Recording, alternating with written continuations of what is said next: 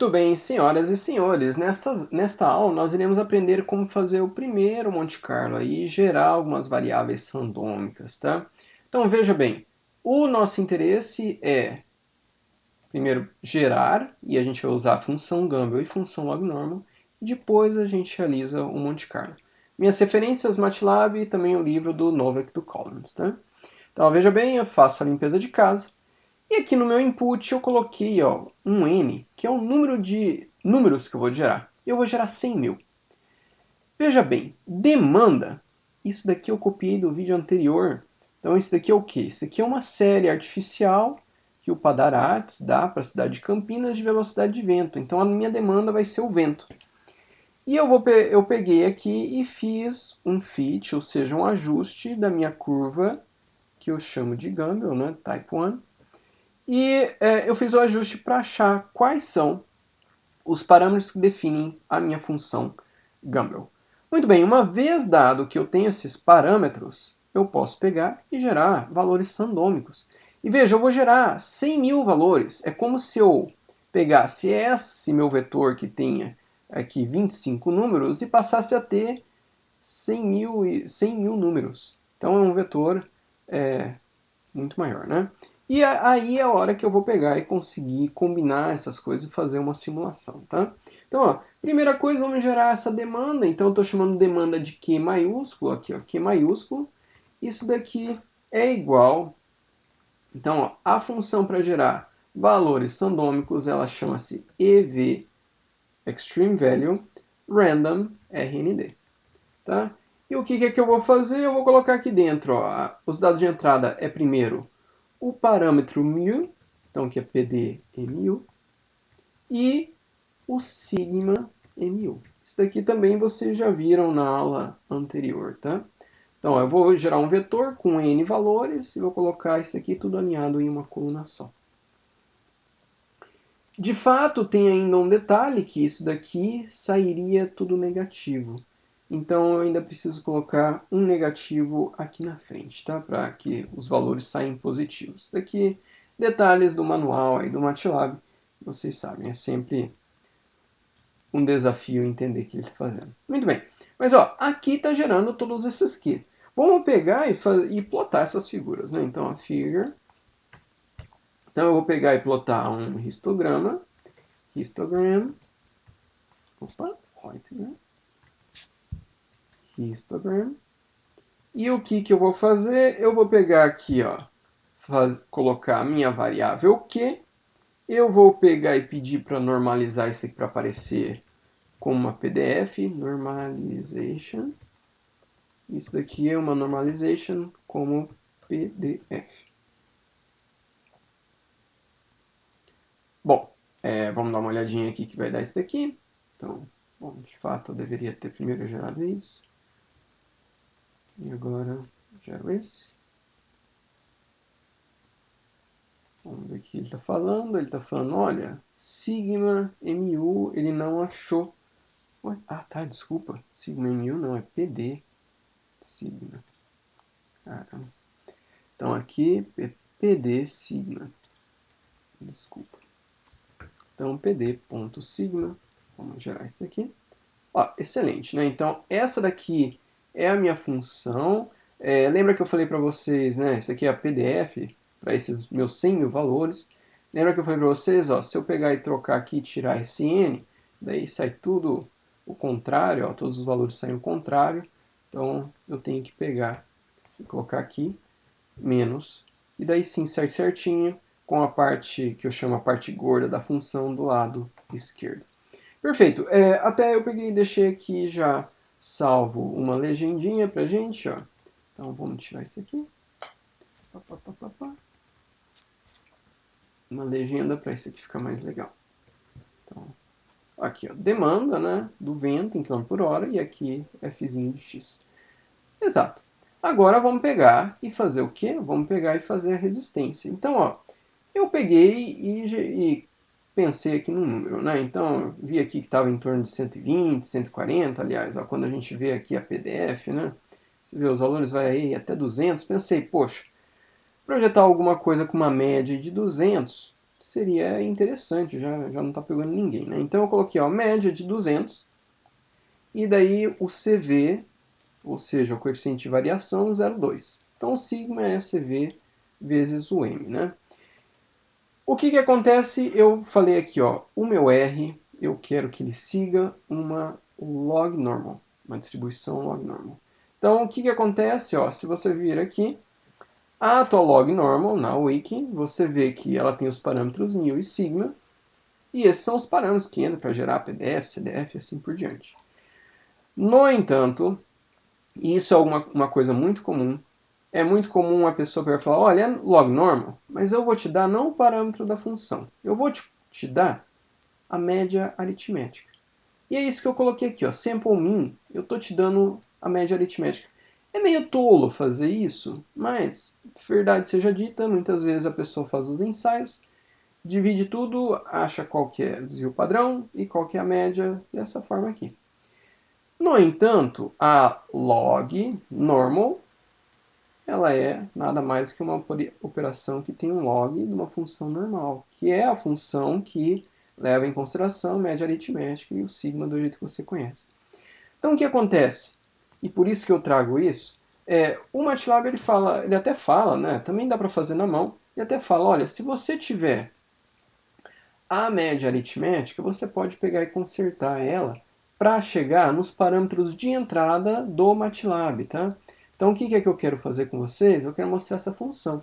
Eu vou deixar aí para vocês fazerem o download, já digitei aqui, não queria arriscar escrever isso aqui errado, ó, mas basicamente eu calculo o sigma da log normal a partir do sigma e da média simplesmente fazendo média aritmética, né? E aqui também calculo MU baseado nesses mesmos dados, tá? Mas essa equação está aqui e tem uma versão um pouquinho diferente no manual do MATLAB. Ele também traz uma versão um pouquinho diferente da minha, mas dá tudo na mesma resposta. Muito bem, então com isso, veja que eu posso pegar e gerar os teus valores de resistência, que é o meu R. Então, o meu R agora ele vai pegar e ser gerado com uma log RND, que é a função do MATLAB para gerar números randômicos a partir de uma log normal.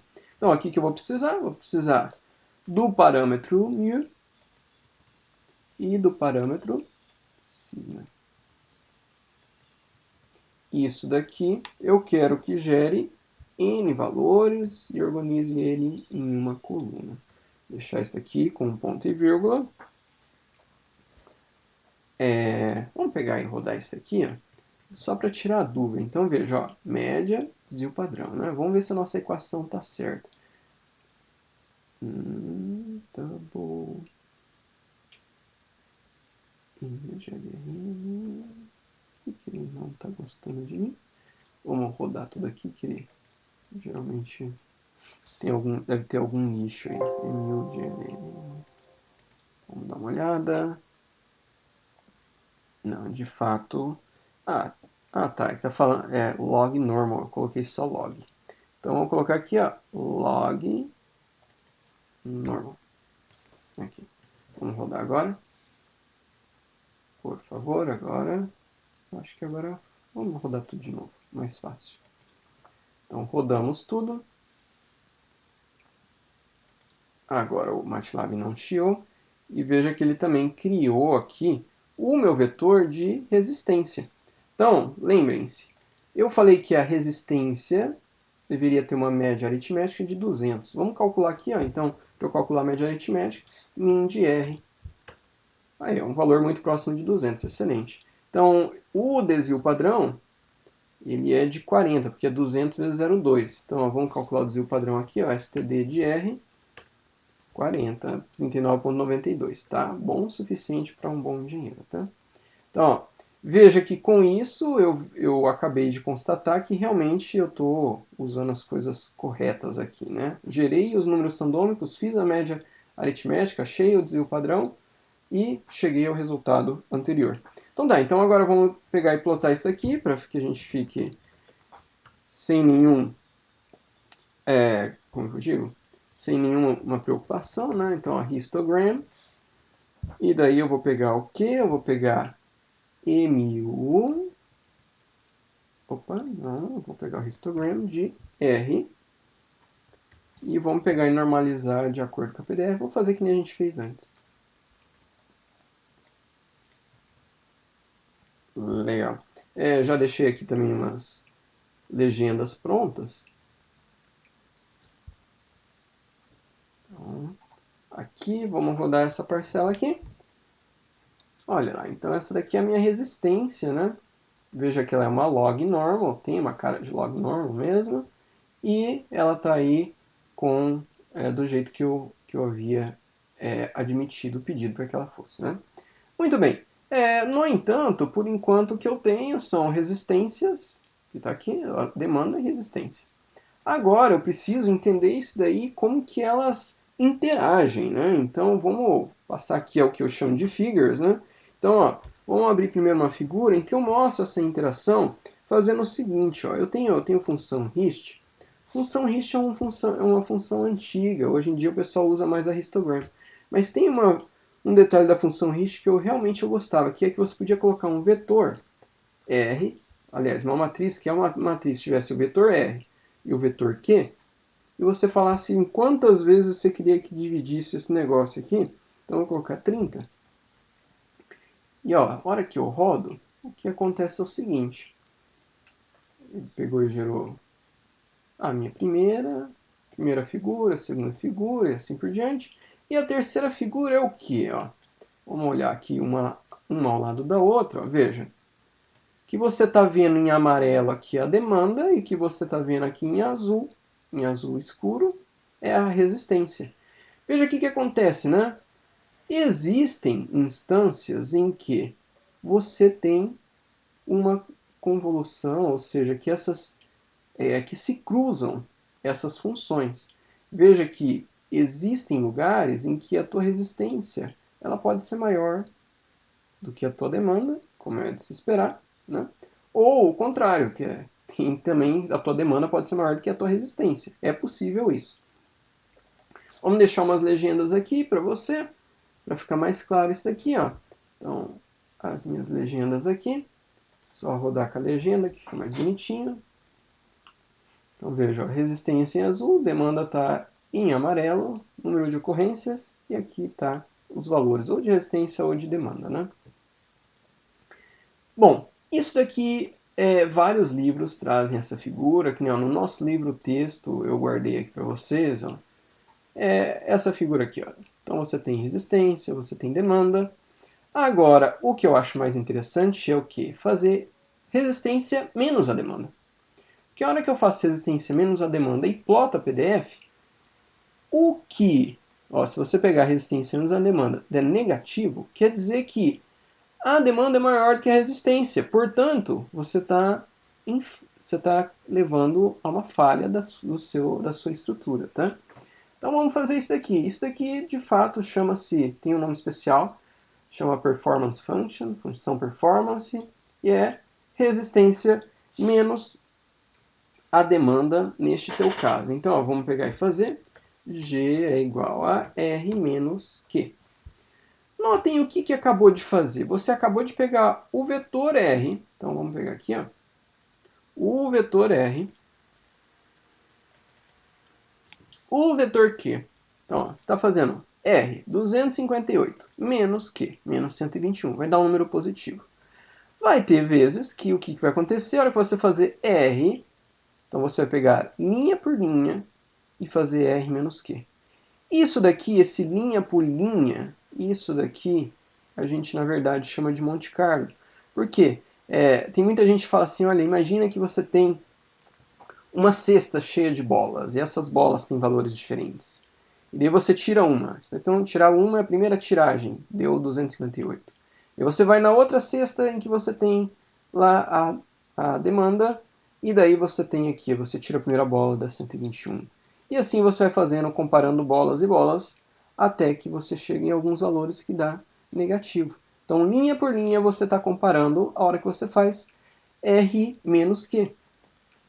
E essa é a tua função performance. Vamos pegar aqui ó, e plotar, ó, então a figure, e eu vou pegar aqui ó, e plotar um histograma de G. Isso aqui é bem simples, né? Vamos pegar aqui de 30. Vamos só rodar essa parte aqui, ó. Então, histograma deu isso aqui, ó. Então, o que acontece? Aqui, ó, tá o teu zero. Tudo que tá para cá, então isso aqui é o número de ocorrências, né? Tudo que tá para cá foram ocorrências que falharam.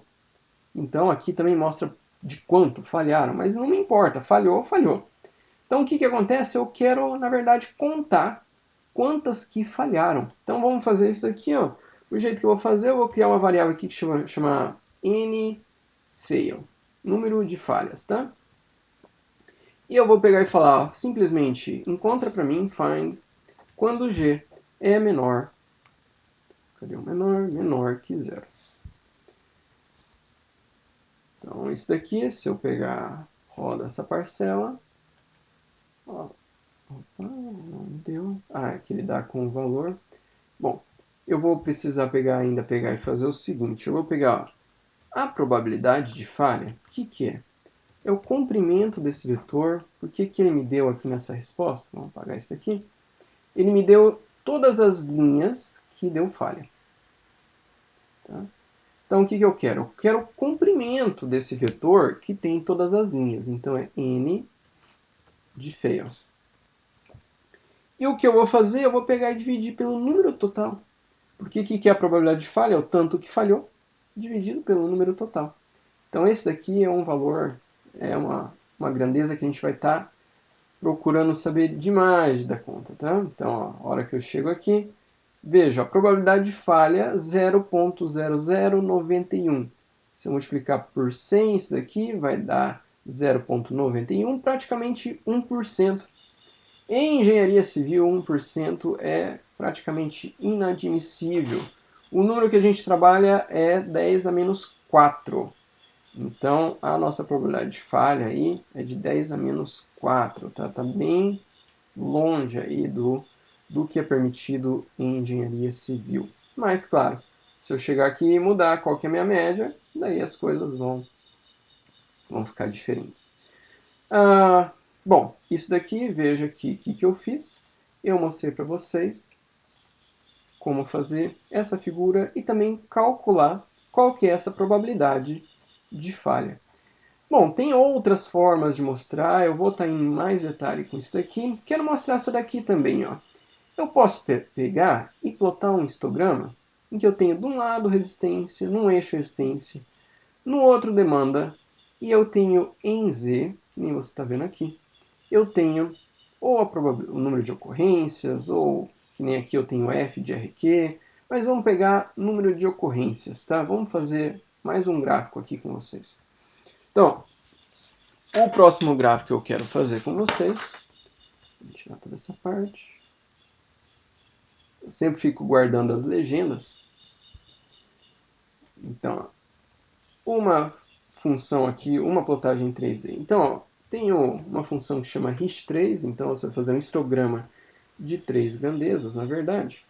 E o que eu vou pedir aqui? Vou pedir ó, vetor R, vetor Q, e eu vou dividir o meu R em 50 em 50 bins e o meu Q em 50 intervalos, bins. Bins são intervalos. Então, a hora que eu pegar e plotar isso daqui,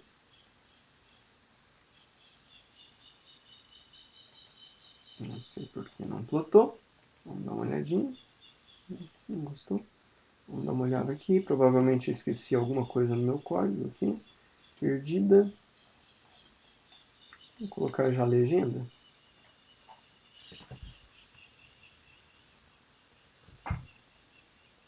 A legenda que eu salvei. Dá uma limpada, né? Que senão vira uma bagunça. Então, tá processando. E aqui está, né? Então, ó, essa daqui é a versão com o eixo aqui em Z, sendo o número de ocorrências, tá? Desta figura que você vê no seu livro texto. Bom, qual que é o interessante aqui dessa figura? Primeiro vamos mostrar exatamente o que está sendo plotado, né? Então vamos dar uma mexida nela aqui. Mexi demais. Então, ó, o que está acontecendo? Cada intervalo que você vê aqui, eu estou fazendo o seguinte, ó. Resistência, vamos supor que aqui é 150, o próximo aqui é 160, suponhamos.